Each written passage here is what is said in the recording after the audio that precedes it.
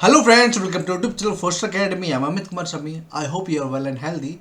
जैसे कि आपको पता है, हमने लॉन्च किया है संभव बैच, जिसमें हमारा प्रयास है कि हम अधिक से अधिक सिलेक्शन आपको प्रोवाइड करवा पाए। ठीक है, फिलहाल हम तैयारी कर रहे हैं टीटी प्लस 2024 की, जिसमें मैं लेकर आया हूँ टीजीटी पीजीटी पीआरटी के लिए जनरल अवेयरनेस के इंपॉर्टेंट क्वेश्चंस की सीरीज, जिसमें मैं आपको कराऊंगा 1500 प्लस मोस्ट इंपोर्टेंट क्वेश्चंस। ये पार्ट 5th है। जिन्होंने पहले पार्ट नहीं देखे हैं प्लीज़ जाकर देखिए, लिंक आपको डिस्क्रिप्शन बॉक्स में मिल जाएगा। अगर आपको ये वीडियो अच्छी लगे तो प्लीज़ वीडियो को लाइक कीजिएगा, शेयर कीजिएगा, चैनल को सब्सक्राइब ज़रूर कीजिएगा। आपकी सपोर्ट की बहुत ज़रूरत है। आप हमें सोशल मीडिया हैंडल पर भी ज्वाइन कर सकते हैं, इंस्टाग्राम पर, फेसबुक पर, टेलीग्राम ग्रुप पर भी। इस पीपीटी को मैं पीडीएफ की फॉर्म में अपने टेलीग्राम ग्रुप पर अपलोड कर दूंगा, चाहे ताकि आप रिवीजन कर सकें। ठीक है, लेकिन विदाउट आंसर दूंगा। हम 120 क्वेश्चन कंप्लीट कर चुके हैं अब तक। ठीक है, अब 121 से स्टार्ट करते हैं। तो पहला क्वेश्चन है कि भारतीय संसद द्वारा जो दल बदल विरोधी विधेयक है वो किस वर्ष में पारित किया गया था? तो ये किया गया था 1985 में। कब? 31 जनवरी 1985 में, है ना? तो जो ऑप्शन 2 है वो एकदम करेक्ट है। नेक्स्ट क्वेश्चन पर चलें तो ये है कि हाल ही में किस राज्य की जो गौंड पेंटिंग है उसको जीआई टैग दिया गया है? तो किसको मिला है? ये मिला है मध्य प्रदेश को। किसको? मध्य प्रदेश को। ये गौंड पेंटिंग है। और वर्तमान में ही जो सीएम है वो कौन है? मोहन यादव है, जो भी दिसंबर में बदले हैं। तो जो आपके, ठीक है, मध्य प्रदेश के जो सीएम है वो कौन है? मोहन यादव। नेक्स्ट क्वेश्चन की अगर बात करें तो यह पंचायती राज में 1992 के किस संवैधानिक संशोधन अधिनियम द्वारा पेश किया गया है? तो ये क्वेश्चन रिपीटेडली बार बार डिटेल में पूछा जाता है, बाकी टीचिंग एग्जाम्स में पूछा जाता है। ये क्या है? 73वें संविधान संशोधन।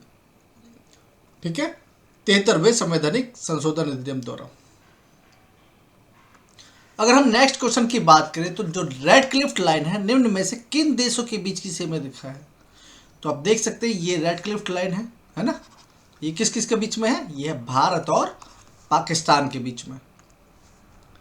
नेक्स्ट क्वेश्चन है जो जोहान गुटेनबर्ग ने जर्मनी में जो पहला ज्ञात प्रिंटिंग प्रेस विकसित किया था, वो प्रेस में जो विकसित हुआ था वो पहली पुस्तक कौन सी थी? तो वो थी गुटेनबर्ग बाइबल। कौन सी थी? Gutenberg Bible.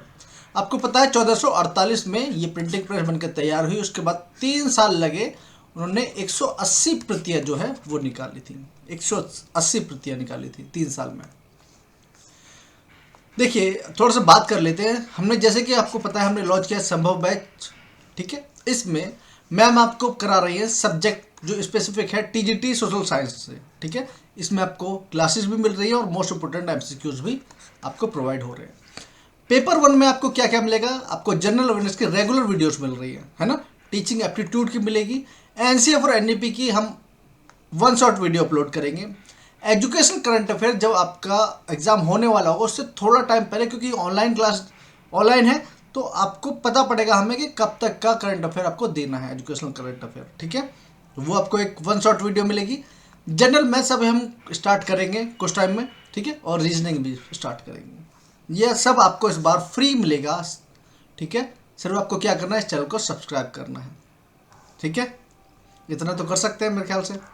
चलिए, क्वेश्चन नंबर 126 पर आते हैं। यह है कि आप उस प्रक्रिया को क्या कहते हैं जिसके माध्यम से बैक्टीरिया और फंगल एंजाइम्स जो है वो डिट्रिटस को सरल और कार्बनिक पदार्थ में बदल देते हैं। अगर इसको इंग्लिश में अनुवाद करें तो ये है कि what do you call the process through which the bacterial and fungal enzymes degrade detritus into simpler inorganic substances. देखिए, अगर इसको आसान भाषा में समझें तो ये होगा। देखिए, आपने मेटाबॉलिज्म तो सुना होगा, है ना? मेटाबॉलिज्म क्या होता है? जितनी भी बॉडी में हमारी केमिकल रिएक्शंस होते हैं उन सबको मेटाबॉलिज्म बोलते हैं। अब मेटाबॉलिज्म 2 पार्ट में कन्वर्ट होता है। ठीक है, 2 पार्ट में डिवाइड हो जाता है। कौन कौन सा? कैटाबॉलिज्म और एनाबॉलिज्म। कैटाबॉलिज्म क्या होता है? जो भी कॉम्प्लेक्स सब्सटेंसेस होते हैं, सपोज कीजिए ए बी सी, इसको डिवाइड कर देगा सिंपलर सब्सटेंस में ए बी। तो ये हो गया कैटाबॉलिज्म प्रोसेस, जैसे डाइजेशन हो गया, तो इसको बोलते हैं अपचय। ठीक है, तो इसका तो एकदम आंसर सही आ गया। एनाबॉलिज्म क्या होता है, जब सिंपलर टू कॉम्प्लेक्स जाता है, तो जैसे एनर्जी हो गया। एनर्जी किस फॉर्म में आती है हमारी, एडीपी और एटीपी की फुल फॉर्म में। एटीपी की फुल फॉर्म क्या होती है, एंडोसिन ट्राइफॉस्फेट, और एडीपी क्या होता है, एंडोसिन डाइफॉस्फेट। ये एनर्जी के फॉर्म है ना। तो इसलिए कंफ्यूज नहीं होना है, मैंने एकदम क्लियर कर दिया। आई होप आपको समझ में आ गया होगा मैं क्या कहना चाह रहा हूँ। नेक्स्ट क्वेश्चन की बात करें तो भारत की सिलिकॉन वैली निम्न में से किस शहर में है, तो ये किस में है, बेंगलोर में।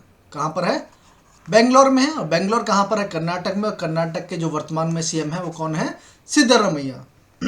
कौन है, सिद्धरामैया।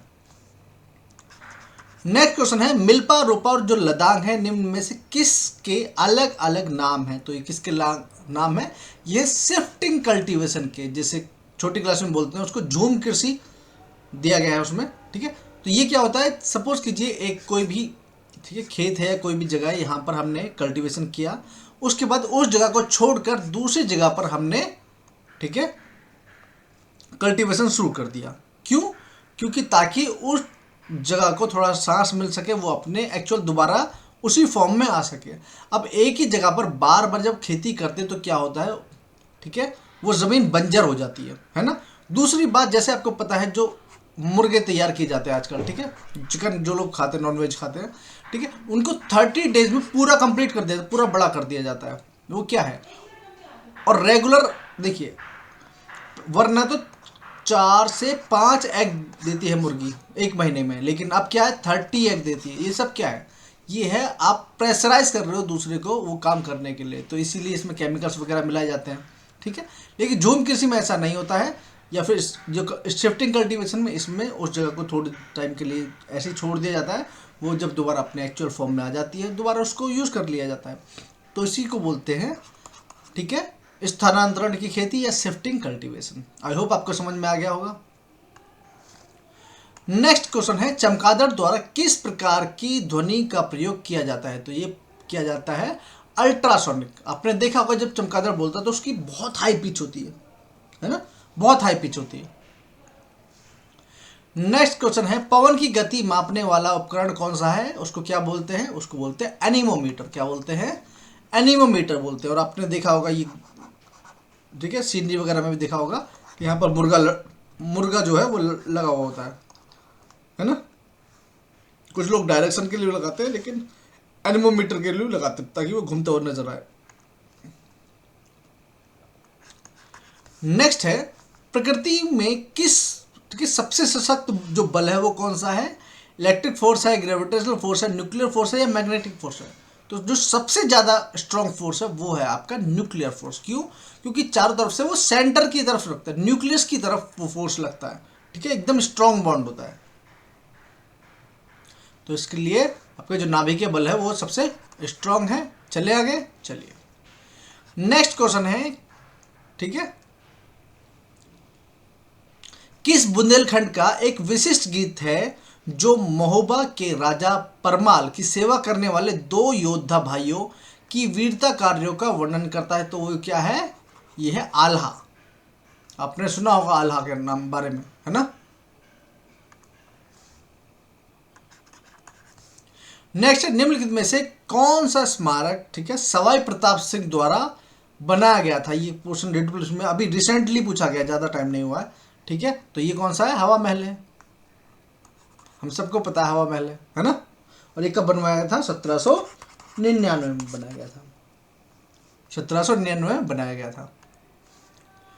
नेक्स्ट क्वेश्चन की बात करें तो किसको एक वित्तीय वर्ष के दौरान उधार को छोड़कर कुल बजट प्राप्तियों पर कुल बजट व्यय की अधिकता के रूप में परिभाषित किया गया है, ठीक है, which is defined as excess of total budget expenditure over total budget receipt including borrowing, ठीक है, ड्यूरिंग द फिस्कल ईयर। तो इसको बोलते हैं फिस्कल डिफिक्ट। क्या बोलते हैं, फिस्कल डिफिक्ट या राजकोषीय घाटा। ये ऐसा क्वेश्चन है जो बार बार पूछा जाने वाला है, ठीक है, DPSP में भी पूछा जाता है और भी जगह में पूछा जाता है। नेक्स्ट क्वेश्चन है, जैसा कि बजट 2021 में घोषणा की गई थी, जमा बीमा और ये क्रेडिट गारंटी जो निगम है DICGC, है ना। ये क्या है, deposit insurance and credit guarantee corporation है, ठीक है। इसमें जो कवरेज है उसको 1 लाख से बढ़ाकर कितना कर दिया गया था, 5 लाख कर दिया गया था, और अब भी कितना है, ये 5 लाख ही है। नेक्स्ट है, वायुमंडल की निम्न में से कौन सी परत ओजोन की उपस्थिति के कारण ऊपर उठ जाती है। तो देखिए ये ओजोन है, ठीक है, क्या क्या ये ओजोन है, ये ट्रोपोस्फेयर और ये स्ट्रेटोस्फेयर। तो क्या हुआ, कौन सी ऊपर उठ रही है, स्ट्रेटोस्फेयर उठ रही है। तो इसका सही जवाब होगा स्ट्रेटोस्फेयर, जिसको बोलते हैं हम समताप मंडल। नेक्स्ट क्वेश्चन की अगर हम बात करें तो यह है 1963 में पेश किए गए सोनालिका और कल्याण सोना, ठीक है, निम्नलिखित में से किस फसल के उच्च, ठीक है, उपज देने वाले किस्म, जिसको बोलते हैं हाई यील्ड वैरायटी HYV बीज है, किसके हैं, गेहूं के। एक बात ध्यान रखिएगा, मैं आपको बता रहा हूँ, अगर आप NCERT ना पढ़ने की गलती कर रहे हैं तो आप सबसे बड़ी मौत को दावत दे रहे हैं। ध्यान रखिएगा, NCERT पढ़ना बहुत ज़रूरी है, वरना आपका सिलेक्शन नहीं होगा, बिल्कुल भी नहीं होगा, ठीक है।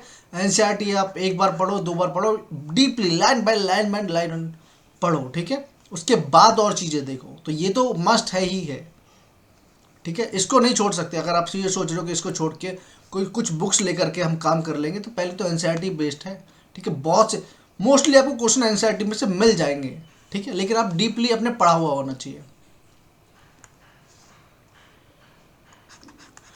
उत्तराधिकारी चक्रवर्ती राजगोपालचारी थे, जो स्वतंत्र भारत के पहले भारतीय गवर्नर जनरल बने, ठीक है। तो किसके उत्तराधिकारी चक्रवर्ती राजगोपाल थे, तो किसके थे, ये थे लॉर्ड माउंटबेटन, लॉर्ड माउंटबेटन। अब यहाँ पर एक डिटेल में एक चीज़ बता रहा हूँ, जिसके बाद क्वेश्चन आप गलत नहीं करेंगे, ठीक है, और ये चीज़ एकदम दिमाग में बैठा लीजिए।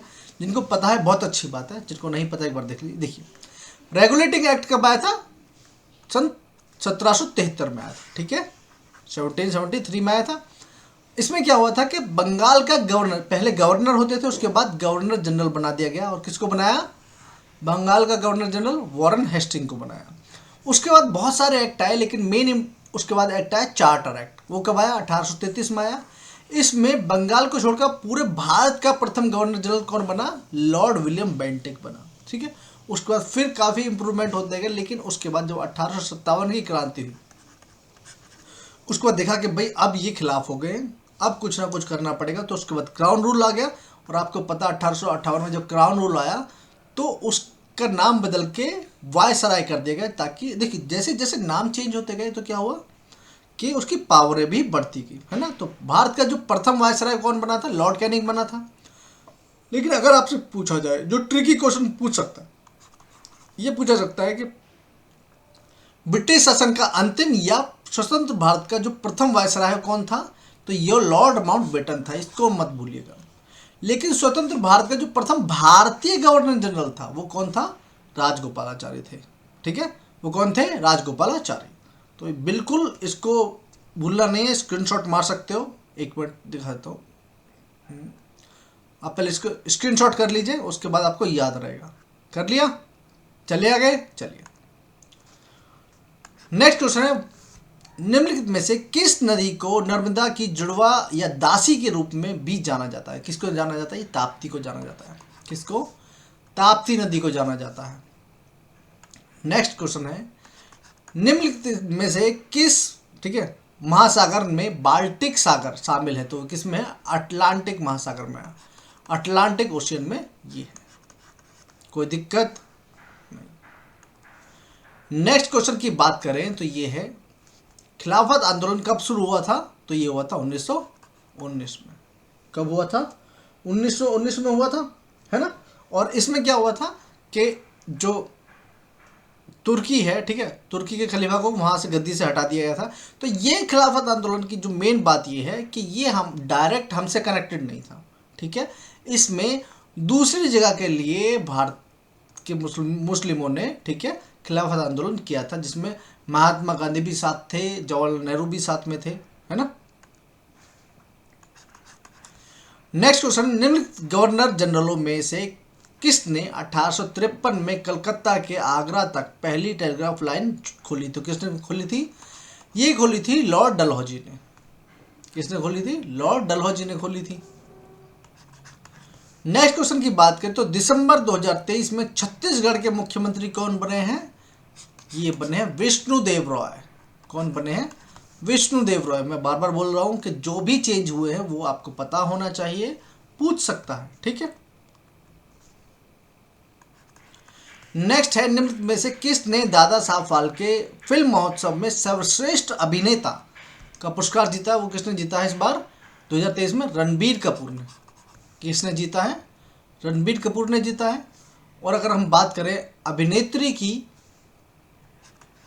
तो 2023 में जो अभिनेत्री हैं वो किसने जीता है? आलिया भट्ट ने। किसने जीता है? आलिया भट्ट ने जीता है ना। नेक्स्ट क्वेश्चन की हम बात करें तो स्वतंत्र भारत का जो पहला केंद्रीय बजट किसके द्वारा प्रस्तुत किया गया था? तो ये किया गया था आपका, ठीक है, रामास्वामी चेट्टी कंडास्वामी, ठीक है, सुनमुखम चेट्टी द्वारा। इनको आर के सुनमुखम चेट्टी भी बोलते हैं, इनको बोलते हैं आर के सुनमुखम चेट्टी, ठीक है, ये रहा इनका नाम, ठीक है, आर के सुनमुखम चेट्टी भी बोला जाता है इनका नाम शॉर्ट फॉर्म में। नेक्स्ट क्वेश्चन की अगर बात करें तो किस महान स्वतंत्रता सेनानी को देशबंधु के नाम से जाना जाता है? तो किन को जाना जाता है? चित्तरंजन दास को, है ना, ये आप सबको पता है। नेक्स्ट क्वेश्चन की बात करें तो ये पूछा गया है कि निम्नलिखित में से किस राज्य के पास लोकसभा में एक से अधिक सीटें हैं? देखिए, नागालैंड में एक है, सिक्किम में भी एक है, मिजोरम में भी एक है, ये सबको पता है। मेघालय में 2 सीटें हैं, ठीक है, मेघालय में कितने हैं? 2 सीटें। और यहाँ के जो सीएम है वो वर्तमान में कौन है? कोनराड संगमा। कौन है? कोनराड संगमा। और हाईएस्ट सीट कहाँ पर है? यूपी में। कितनी है? 180। सेकंड हाईएस्ट कहाँ पर है? महाराष्ट्र में। ये कितनी है? ये है आपकी 48, ठीक है, समझ में आया? चलिए आगे देखिए। हुरून ग्लोबल यूनिकॉर्न इंडेक्स जो है 2023 का, उसमें भारत का कौन सा स्थान था?